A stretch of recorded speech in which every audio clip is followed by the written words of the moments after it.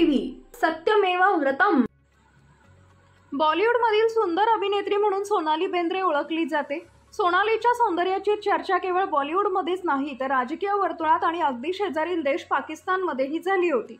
90च्या दशकात या अभिनेत्रीचे नाव महाराष्ट्र नवनिर्माण सेनेचे मनसे प्रमुख राज ठाकरे यांच्याशी जोडलं गेलं होतं।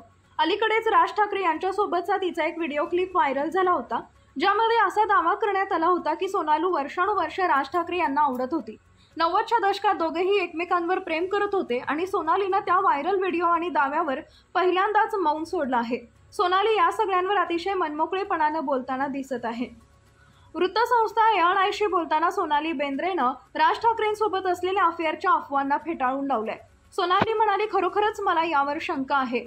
व्हायरल व्हिडिओबद्दल बोलताना ती म्हणते की मी माझ्या बहिणीशी बोलत होते, जी त्यावेळी तिथं होती। मुलाखतीत सोनाली अशा अफेअरच्या गॉसिपवरही टीका करते। ती म्हणते, मला माहित नाही, मला वाटतं की लोक असे बोलतात तेव्हा ते चांगलं दिसत नाही, त्यात कुटुंब आणि लोक देखील समाविष्ट आहेत। सोनाली राज यांच्यासोबत असलेलं नातं स्पष्ट करते आणि म्हणते की तिचे आणि राज ठाकरे यांच्या कुटुंबाचे दशकापूर्वींचं नातं आहे। तिचा मेहुणा एक क्रिकेटपटू आहे आणि तो राज यांच्या चुलत बहिणीच्या पतीसोबत क्रिकेट खेळतो। दोघेही नेहमीच एकाच मध्ये क्रिकेट खेळायचे। दुसरे म्हणजे तिच्या बहिणीची सासू रामनारायण रुईया कॉलेजमध्येही इंग्रजी साहित्य विभागाची प्रमुख होत्या, जिथून सोनालीनं शिक्षण घेतलं आहे। अशा परिस्थितीत सर्वजण एकमेकांना आधीपासून ओळखत होते। सोनाली म्हणाली की राज यांच्याशी तिचं नातं फक्त एवढंच होतं की राज यांची पत्नी शर्मिला, तिची आई आणि काकू या चांगल्या मैत्रिणी होत्या।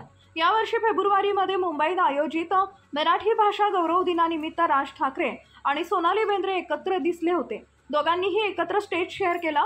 कार्यक्रमाची क्लिप बाहेर येताच त्यांच्या जुन्या प्रेमसंबंधांच्या बातम्या इंटरनेटवर व्हायरल होऊ लागल्या।